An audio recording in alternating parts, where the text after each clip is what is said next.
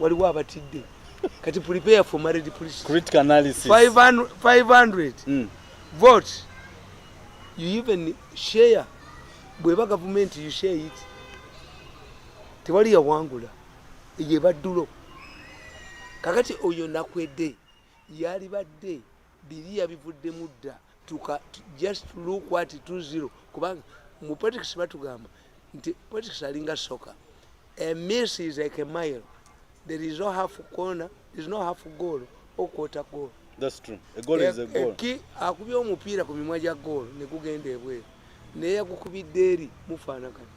A corner is not a half goal, is not a quarter goal. But kakati boche batabala, why have I been floating? Nti bana abaana bayagala bangobe banchayise Museveni mukube ngende wamba basi ni Kirema nibaga ati tumukube radio tumujeko ne TV ne Kirema nibaga agende wabo afunde ne Kirema nibayingira mu organization nemba kwatiramu kati all of the media in Uganda tesobola kwogera ku organization but the case is progressing in Hague jeguli omusango tumwebaza atemba aweta omukatemba bagenda badokita batemba wanje I'm telling you kakati newspapers zafa baziwa bilioni 10 zafa kuba bali balowooza nti nange bajja kunkompo nengana the last attempt babadde bampise mu advisors banzitire ekyankwanzi no bigana nagano genda ya mnoti an advisor era omunyi oyo lwabwoga alowooza mbwanjavu waze yali alowooza mbu ndi mwavu nnyo when he dangles money nja kudduka emisinde ngende ekyankwanzi me for 9 years I've not working with you. I rejected the job. A former press secretary and the spokesperson of the president for 14 years cannot become an advisor at the same level. Ngonani, if I become an advisor, Nganebu Chamani advisor, I'm passing a vote of no confidence in my university education. See the chikora. See the gain you. I rejected the job.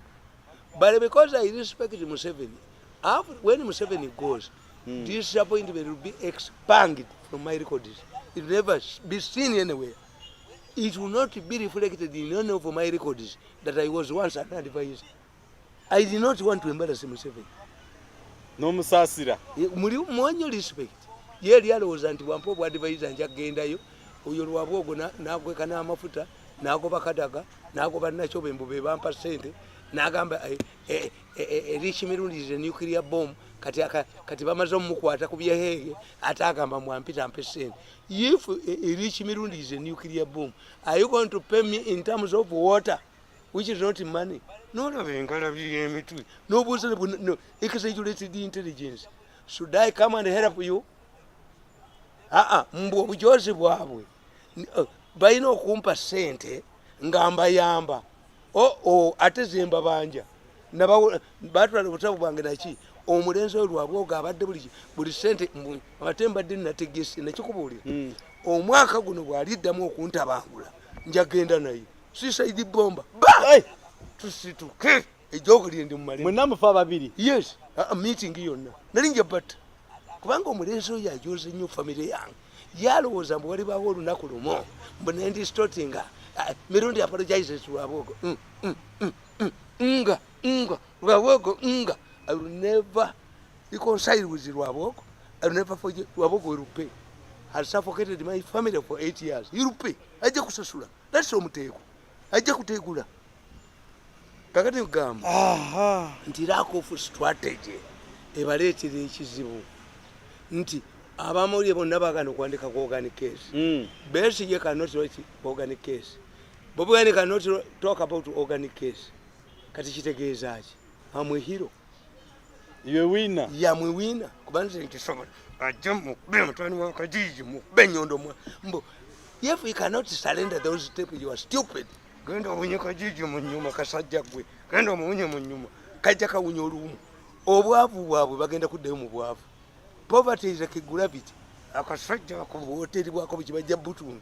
And they will never raise their heads into the 26 elections. Nati golaba. Asigadde obwomu mutani wa omukama ekirabo kyako obera musanyufu. Na Mr. Mirundi Chokulya chosa Mr. Msokoli akasajja kano abo nga bakunyabonyeza nnyo mubajja genda mubajja gulaba gundi ICC. When you have money, these are human beings. That's what you say. Every head has a price. Every human, except my. Nali njogera mutani wakabenka wasomo ono munene omukutu gende fenna. Nali abonyabonyeza nnyo family bakubye omwana batakiti mbadde nsazeewo omwaka guno bwanneereegamu tugende fenna. Kasoke muzeko okumanya nga oli mu nsi yo essanyu lyo weka bino yabadde ku social media byatulaze nti ye freelancer mu bulamu bw'ensi biriwa nalabye nga bakola ebinankani balabye the very most beautiful people you're moving around with. How important you are. Let me tell you. Yes. What an baby ningamba bad. My mother will get worried if I move around with the men. Am I a homosexual? Two, what is unique? I'm a handsome man. And I have money. So what is wrong?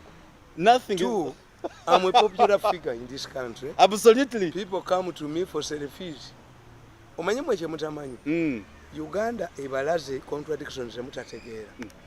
Ero limulungi ensi n'agamba omusajja mu Uganda ensi Katonda abalaze ebintu bye mutategeera. You cannot interpret this. Amin took power 26 January 1971. Museveni took power on 25th January 1986. What's the coincidence? What the NRM people did was to extend the celebration to the next day. No. Bawamba 25. What's the coincidence? And it's a coincidence. God wanted to tell you you are likely to go like Idi Amin. Or to warn you not to become Idi Amin. One of the two. Baba Katonga. Peace talks. Why did it culminate on that date? Idi Amin. Don't run away from it. For us, Baganda, if your wife delivers an albino kid, baby, and you run away, abandon her, even the subsequent babies become albinos. NRM would take advantage of this. How come that we took over Museveni the first day, Amin took over, is when Museveni fled. But Museveni captured the power the day he fled. When Amin took power. What's the coincidence? Learn from it. Look, these are people who came from paupers. By the time I saw these younger boys, you have acquired this through privileged ways. How do you kill people? Nabaloga. Umulenzo oyo namuloga. Nabateekako emmindi. Do you believe? I'm in the process of believing it until the talk about Murogo. The Governor Bank of Uganda. How can the Governor Bank of Uganda as a son still become a highway robber? Nagenda mu wino nabba akabokisika sente. But is it possible? Anti-limited, this is what I'm telling you. That it who was a pauper, who is now a minister with a lot of wealth here and abroad. Demoko Luaboko, who is one of the richest people. How could they involve in this issue that has forced handed them into the hands of ISIS? Edogo, I think that them wongera. Whenever Tamfudeko, Ajakutambuli Mukagari Kabanim, and he cannot kill me. When he kills me, every maggot will be paid for by a member of his family. Now, don't curse them. You know how many maggots can be in one person? Yes. How can a musician, a dismissed musician, Bobby Wine, create a tambo in our political arena? He did not originate from one of the political parties. Within a very short time, he has the largest political party. But why is it at so? At one time, the president advised him, opposition leader of our. Avambayim. You are telling him, not you know. The opposition leader. It tells you how your country has degenerated. It is the people who appeal to people. People of Ugandans have passed a vote of no confidence. You must have a mixture. Until when he wanted people who could convince prostitutes to run away from COVID, you hired a renowned prostitute and an illiterate and bad black. Era mumwanye nnyo naye akwagala. Is the first of a university. Victoria University. What does it tell you? What does it tell you? To the matters were illiterate. The matters you are praising now. They're for illiterate. Yes, they were illiterate. Kakati this country belongs to illiterates. The moment you open up democracy, illiteracy. I was reading a newspaper this morning that one of the MPs was chased away by Anangule Mo, that he is a Mufere. Are they realizing it now? Yabagula said, nope, before Yabagulanga Biguli. But their problem is that Tebainza Mujayo, Okujakunga Bamuabidi, a substantive case. Ono, Atawanya Bantu, Gundi, Oyomusaja, Awabi Demuseveni in West African Court of Appeal, Awabi Don, Awabi de Kabakakos. He is not a registered member of the Law Society. But he has drafted all the lawyers. Uganda, we are in danger. We are in danger. Mabirizi. Yali mwana mutota nali emputanga tabaina sabu. Emese ne mulumo okutu.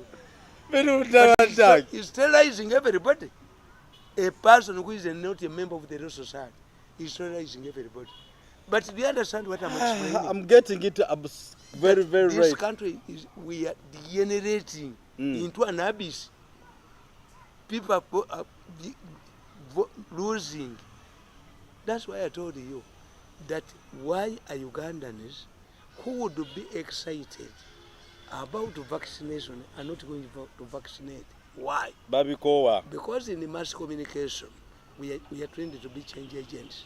When I'm drafting a strategy for COVID, I use normally would use leaders, people who matter.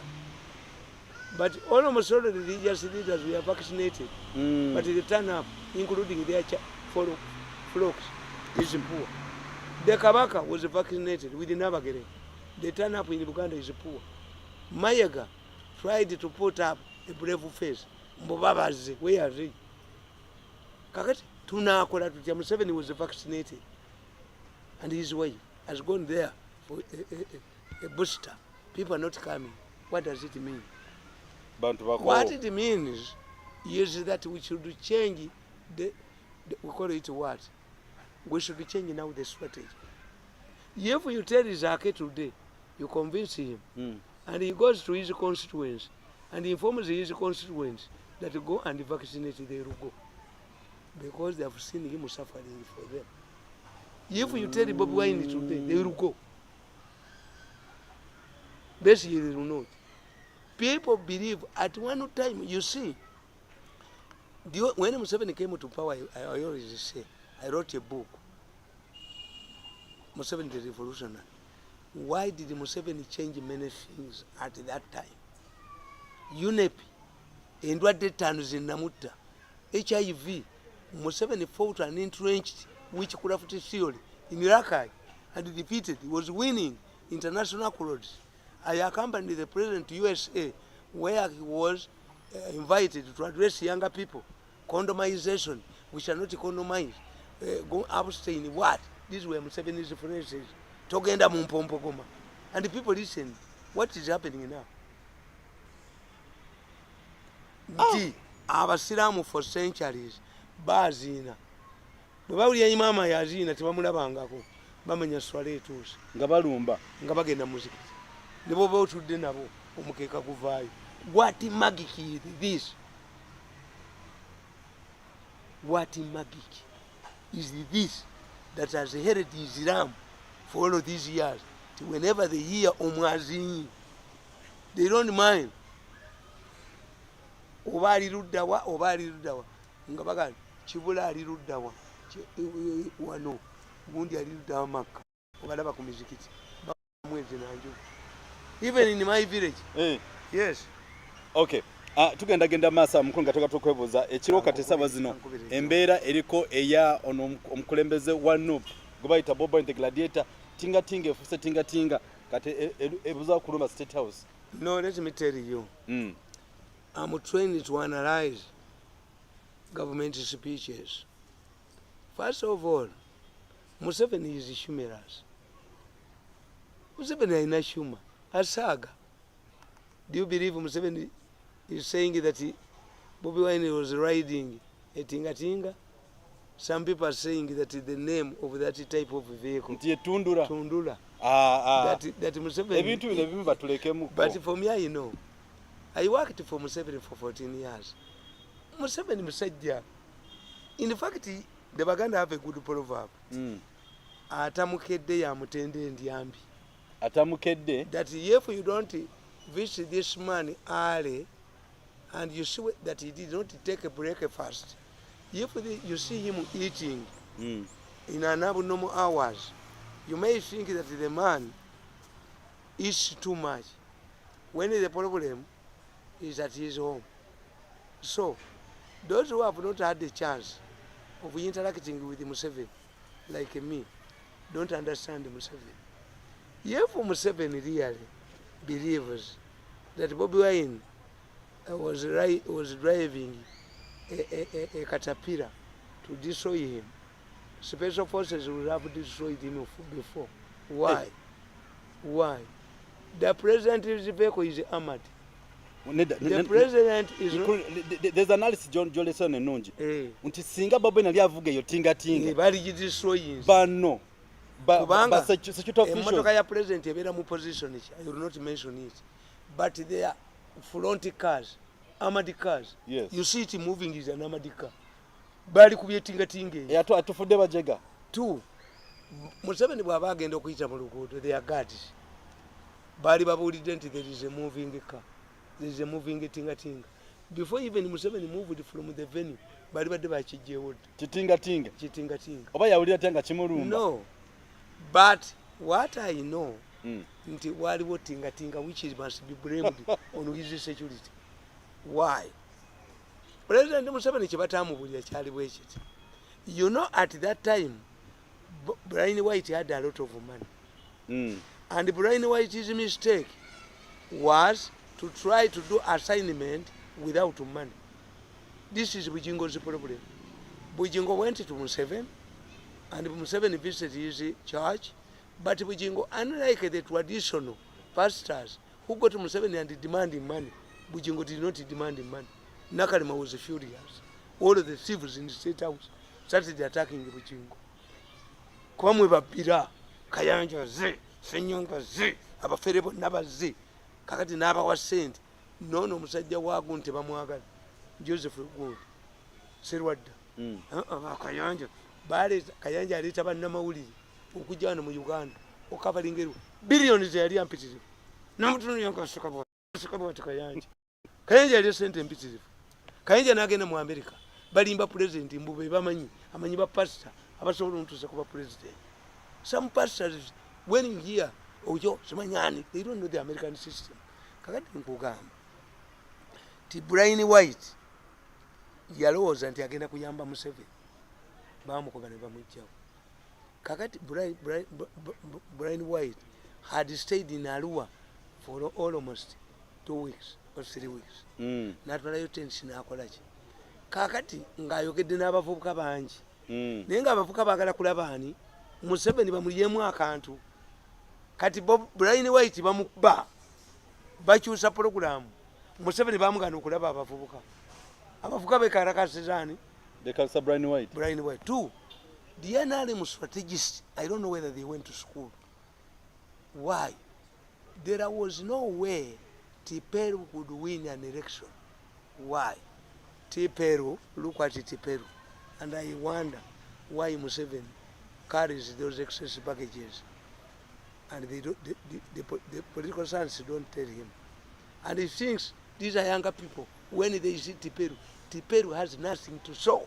Very arrogant. Yani, bump in Nigeria for easy. A vote killer. Kakati, if you know the history of the Kakwa, West Nile, and Acholi. This Tiperu was married to Hajati Anuna's son, who works in the State House. Bamwita Omar. Omar was a lawyer in the State House. Very young, but flamboyant. Katina Hajati Anuna. She comes from Masindi. The husband is a Kakwa. But Hajati Anuna in the 70s, she was working in the president's office. This is why when Obote sent a telegraph to arrest Amin and detain him before he carried out his coup, the telegraph landed on Anuna, who alerted the Kakwa, and Amin moved in. This is the basis of her prominence. Hajati Anuna. Kakati kana akawala olw'obwenzi bwako. Kava mu family y'aba Anuna. Kafumbirwa omukyoli. Tesobola. You don't know the division in this country. The Acholis and the Kakwas. You don't know the Umbachi massacre. You don't know that in 1980, the whole of Western Nile was declared under emergency. There was no voting. You don't know the Umbachi massacre, where soldiers of Chikosi Marum raided villages in Western Nile, found the people praying in the church in Rwanda. Nibabata. Babies were put in the mortars, Mubinu, Nibaba Sekula. Koni abadabba bawo. Abadabba bacho ebeyo. Koni abadabba mu National Park, nabba baluwala, abakakwa. Natwali wabo mu Acholi. The Sebeyis and Acholis and the Bagisu. They don't see eye to eye.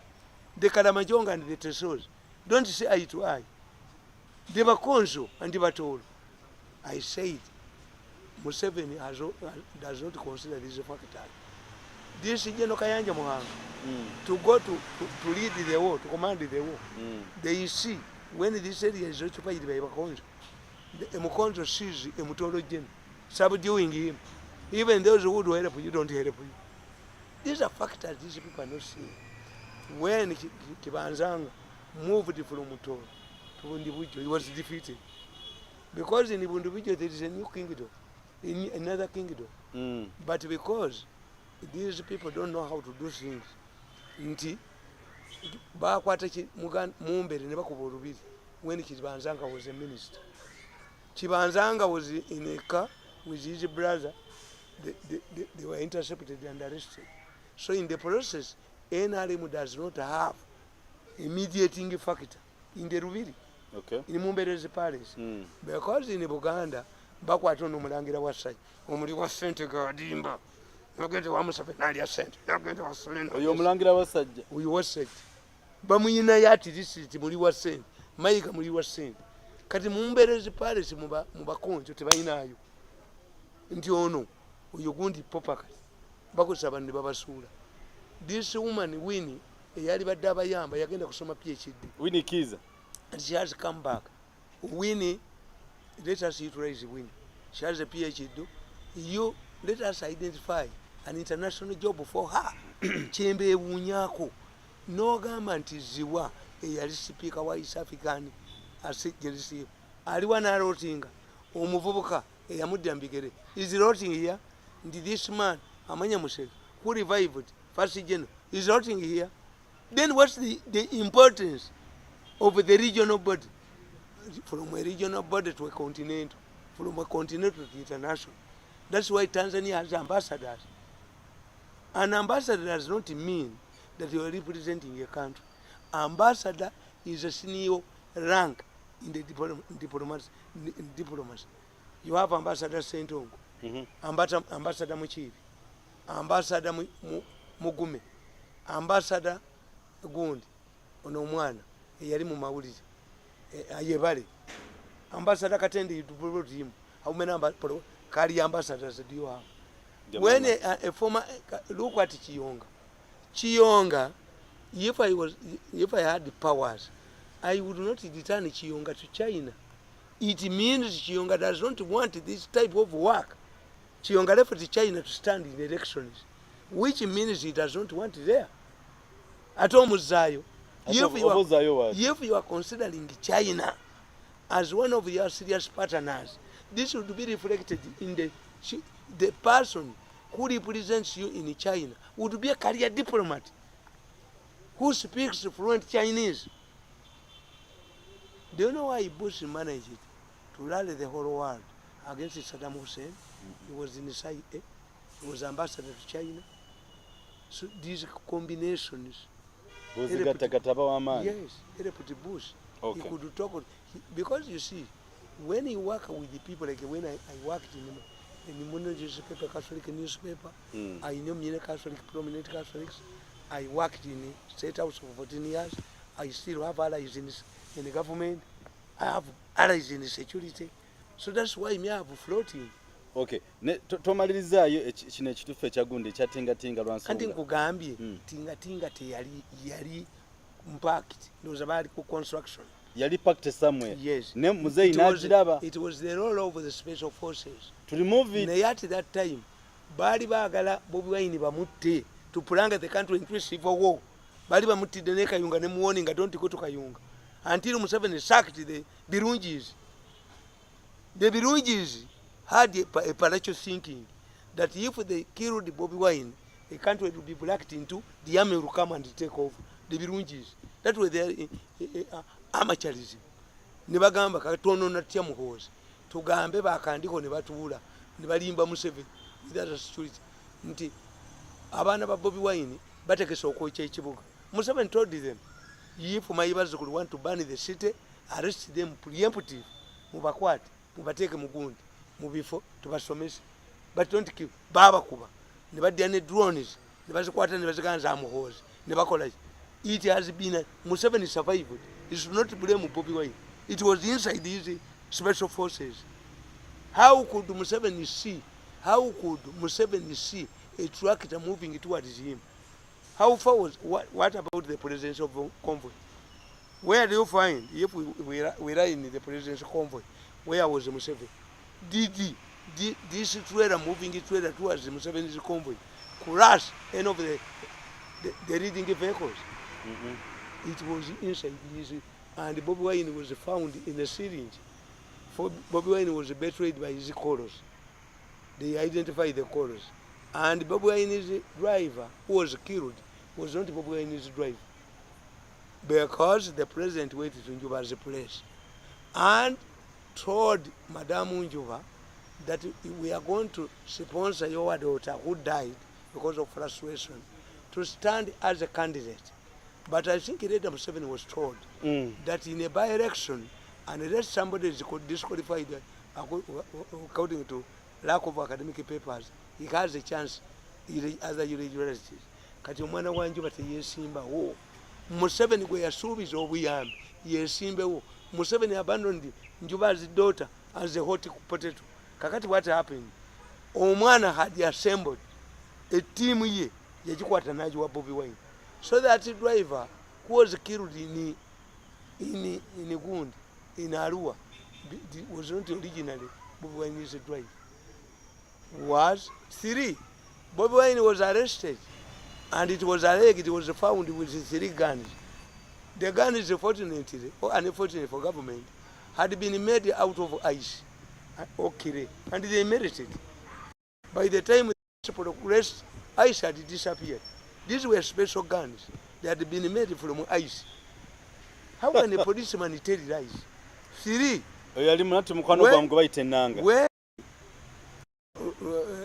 Zake was arrested in the same incident, how did he find his way out of detention to be thrown at Lubaka?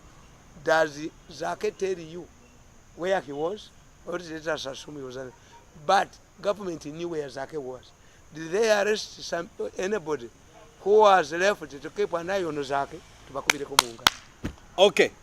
Ate kwekyo nga tukivuddeko embeera eri mu ggwanga General Katumba Wamala yagambye nti amasomero kasita banaggulako bwe bati ne kafyu agenda kubavuddewo ye nga Minister of Transport. Awakanya bya mukama we oba kiriziganya ne mukama we? No, you akyogedde leero. These are proposals. First of all, let me tell you. Because this is, they are fighting each other. The group that is fighting, for us, the Banyampi, those who used to be dumped, them were to be accused of polluting the air. Never could joke, never could join, never can you go Casasiro, never can you go one joke of Lumuna joke, Fitwagenda. the only way of fighting this arrogance is to go home. Mubalekere kintu kyabwe kibawunyire. Museveni ategedde. Nakale batamugobye. Ategedde. Oli mugenzi. Yes. Ono. Byekwaso. How can a general spokesperson of the army remain in Kampala when we is progressing in the Congo? Who will brief the journalists? You get a question. Yes, a general must be a spokesperson of the army, must be at the tactical headquarters. And he's lucky because Mwenda, who creates trouble for people, but Mwesend, Muganda we are you. Come on, Wange Baba 5 billion is about Wala. If this money was to access money should go to New Vision. You are stupid here, Nani. I'm not in New Vision this time.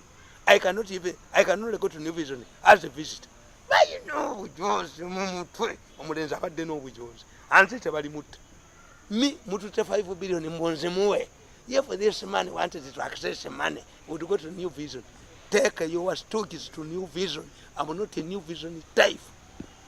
A general can never become a media center. Me to work in the media center. I drive my Mercedes Benz every morning. I was in the Bambuza. Where do you work at the media center? Never. Never. I go home and sit and write my books. Why are you here? Why don't you go to the media center and talk to those ones? What following do they have? They don't have. Yes. Sigento yo ubujuzi ngeni muchoka abavu mu family njafu. Kakati nkubulira egamba. Nti ekikwewunyisa mu Uganda, when the president said that you shall not live without a loading pass. You cannot enter a plane when you don't have that pass. That indicates you are sitting in a plane.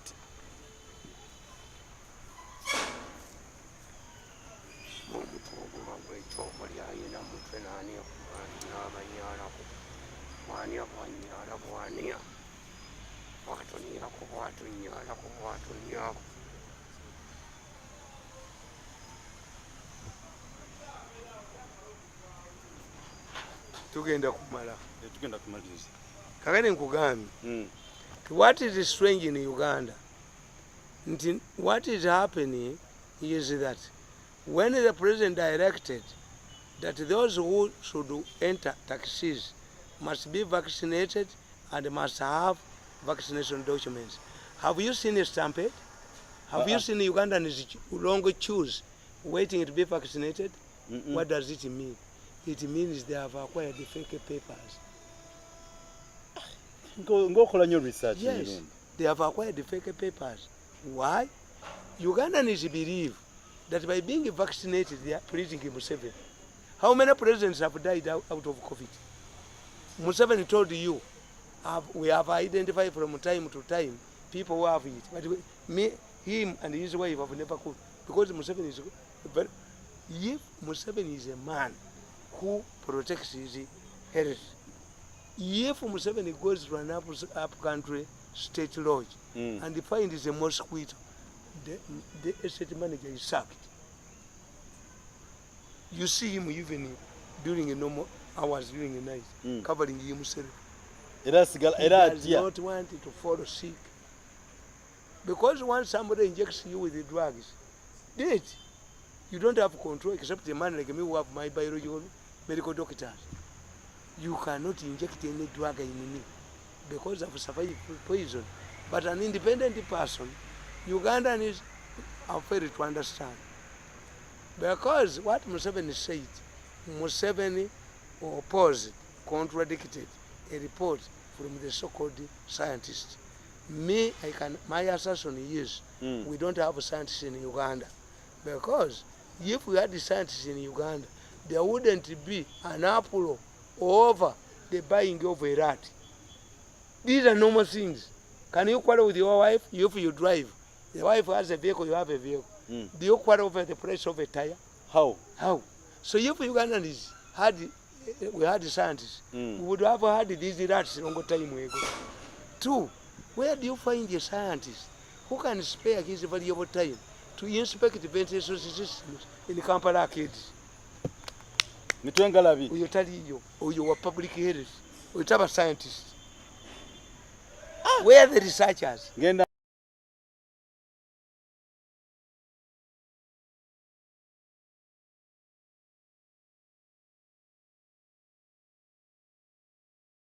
doctor who has liberated the medical doctors in Uganda is Owang, and using herbs. And we are testing. Okujjako president yenna musiimyemu wabaddewo omusajja ajjanjaba kansa ali awo gendi wano Kasubi, omusajja oyo president yamusindikidde abantu to evaluate his demand because abantu bawa evidence the matters nti olina okusaba gundi. Kakati president has invested in herbs, the herbalists, but the medical fraternity, what have they discovered? Nothing. Universities depend on patents, which patent does any of our universities, including Makerere University, have? Bainachi. Tebaina patent yonna. How can lecturers, university donors go on a strike? How can a university donor go on a strike when there is a lot of money for research? They are not researchers. We don't have researchers. These are they masquerade as researchers. They research.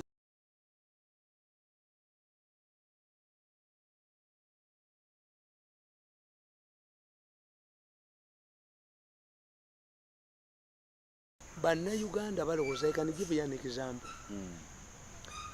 In the early 40s, the British African Rifles commanders found out that they had the wrong perception that the Nubians were brave people, they were good fighters. Kumbe, the Nubians were fighting under influence of alcohol. They were squeezing this alcohol from dried cassava. And this is what the British found out. These were brutal people.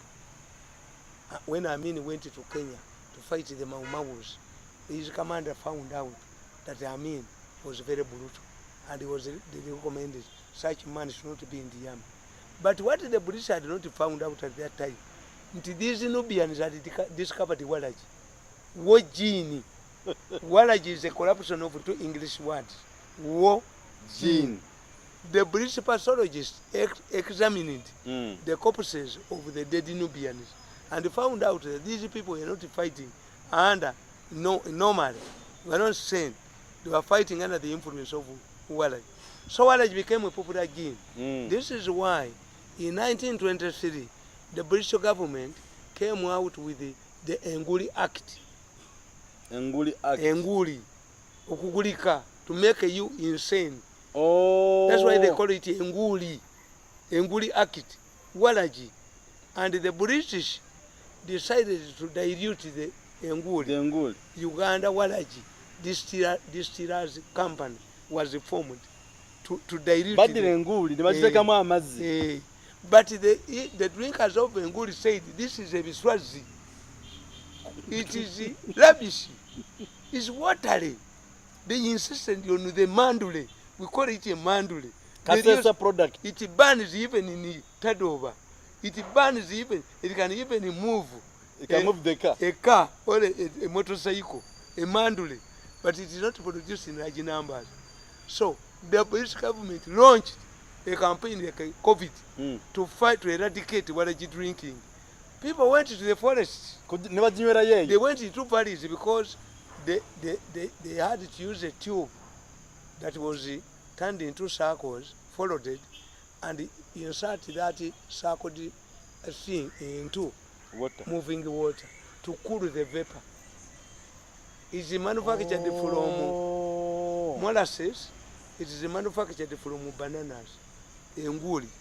Kakati, enguli weyaja. Mu forest muchi. Bajifumbira mu pipa. Once the people burst, it's like a missile. They even brought huge glasses called Carabia. The Baganda named it Carabia. It was a huge bottle. People used to hide in the forest to drink Walaji. And Walaji killed many people.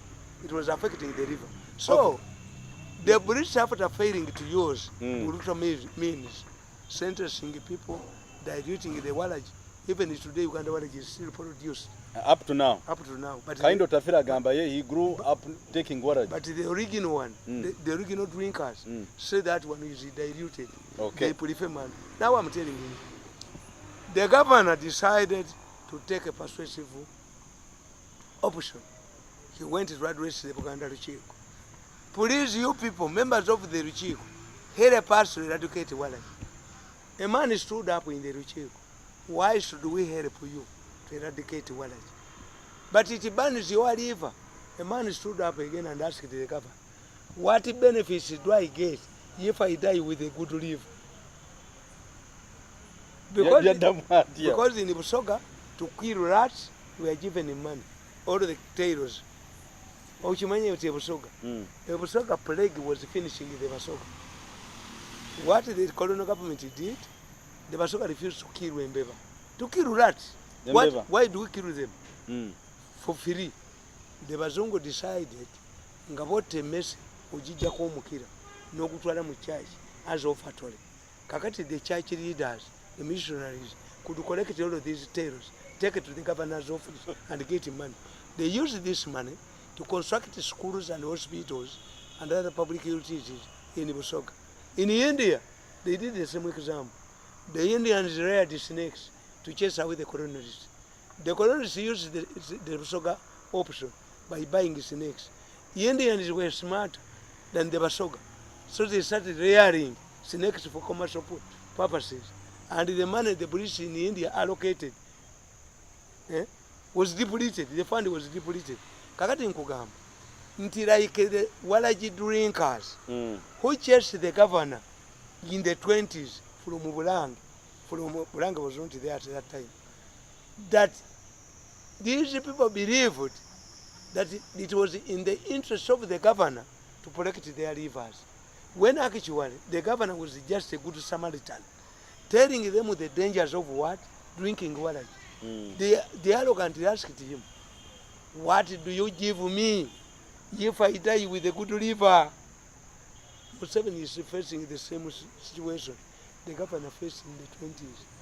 Ugandans believe that by preserving themselves, by following the COVID rules, they are pleasing Museveni. This is why, if they were not pleasing Museveni, pleasing themselves, they wouldn't be buying these artificial documents. Okay. If everybody, even the taxi drivers, would ensure that those who enter the taxis, they are spreading the disease. 3, in a situation like ours, where all of this, Museveni was fixed by mafias. The mafias wanted Museveni for a lockdown. Why? Those who have been testifying on Zoom twice wanted Museveni to lock down, to enable them have an excuse not to testify in the Hague, which I think Museveni had it. This is why the address moved from Thursday to Friday. Yeah, it was changing some things in his earlier statement.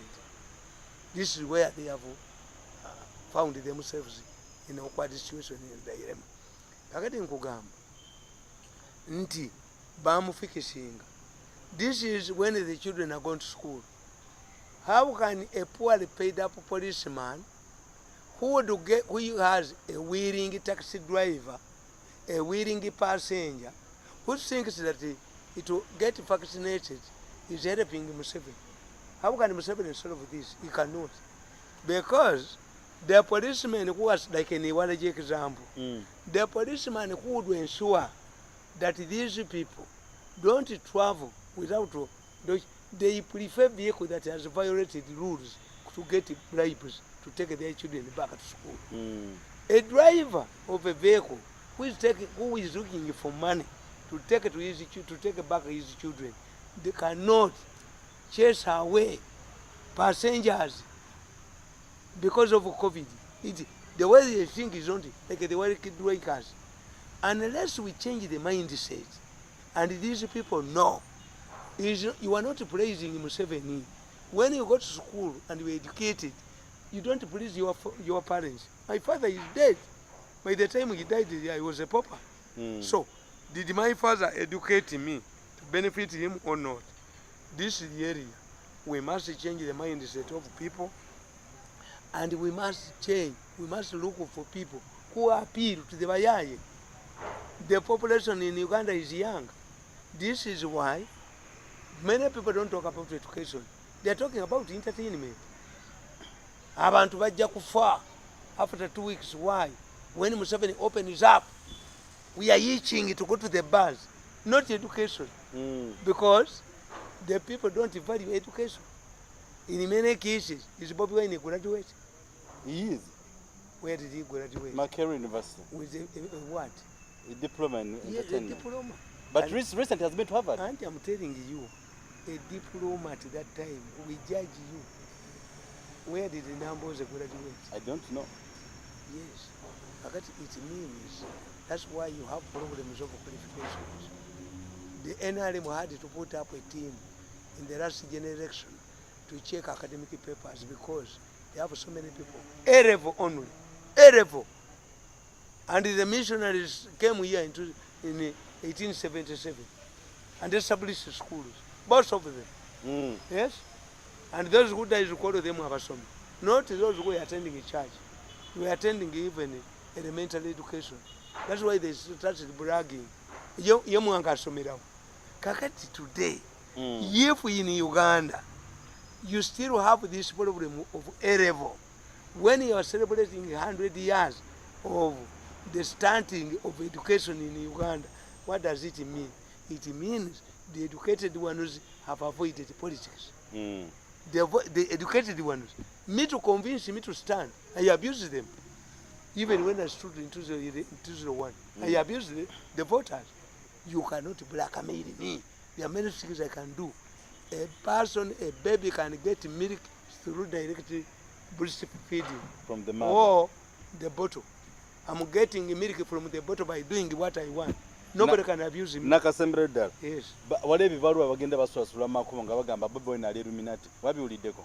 Those ones, let me tell you. Alaswa bijisima musajja abatuze. We call it name calling.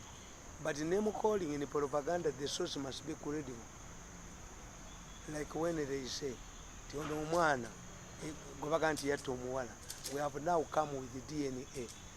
Are you having a new technology? Why didn't you give all of this evidence when the boy was in custody? So, the Baganda have a proverb that a stepmom smeared anthill soil in the face of the stepdaughter. When the sweethearts came, and because she saw that the sweethearts will take her ugly daughter, biological daughter. But when the sweethearts came, they examined the two girls. Said, this one, once you get water and sabun, the face clears. But that one is ugly, takes time, must apply acid and what. So they took the smeared girl. Even under smearing, the beauty remained. Oh. Even if you say Bob Wine is what, is Illuminati is what, is you don't undermine his credibility. Because you had all of this information before he stood. So everything that you talk about him is time bad. This has applied to Museveni. At times when Mwanga took power, they said Museveni was a communist who doesn't want religion. He has refused to come to join the peace talks. Has refused to come and join the government because I seek up communist people. It did not work on Museveni. Museveni triumphed. They said I'm a madman. Boke they carried out an attack on me for 6 months. But however much you see me and me, I'm intelligent. This is according to you. So amakuru gacho niba namutekako kasabu koze bitya Bobi Wine yaja yamala. Yaja amazeko. When a woman decides to marry a man, even if you tell her that the man is a cannibal, has eaten 3 wives, say, God created me for him and let him eat me. Look for other things. Yes. Baba asazeewo. Omukazi alinga voter. When a voter decides, he has decided, especially peasants. Peasants vote sentimentally. That's why we have fiscal support, permanent support, artificial support, sentimental support. Nti ayagala Museveni nti omukyalo oyo gundi nakalema gwe yakutte yepangiddeko mu 96 was comfortably married, 25 years in marriage. Her husband was a catechist, Saba Kristo, a staunch DP man. She found this woman donning a Museveni t-shirt in 1990. The marriage collapsed. All of efforts, including the cardinal, to save the marriage collapsed. And Museveni gave her a job in the State House as an advisor, in spite of her law academic papers. He even gave 2 of his sons a job. One is an expert in agriculture. But in Akadema House, only this woman that she had bought to grab the land 10 years ago.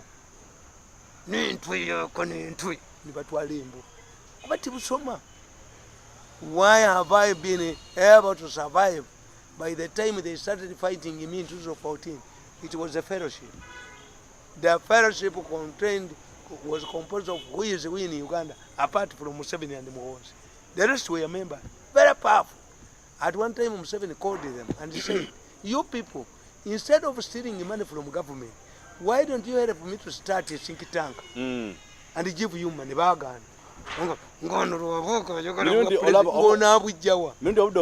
You predict okay, can you predict 2022? 2022 one. Now that now that the organic case has eliminated the would-be rivals of Muhoozi, especially Rwaboko.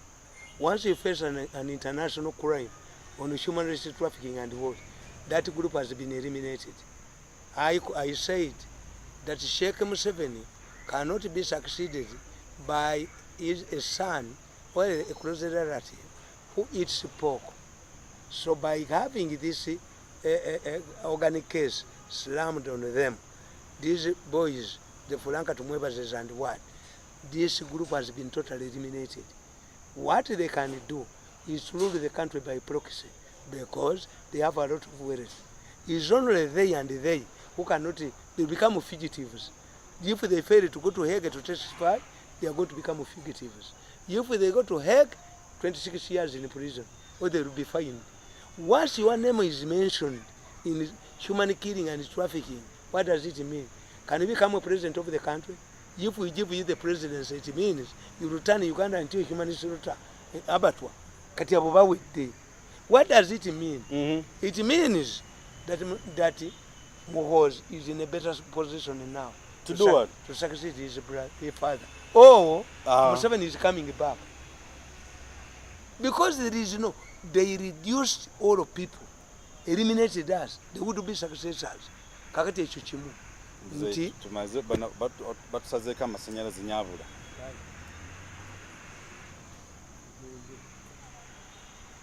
Komao.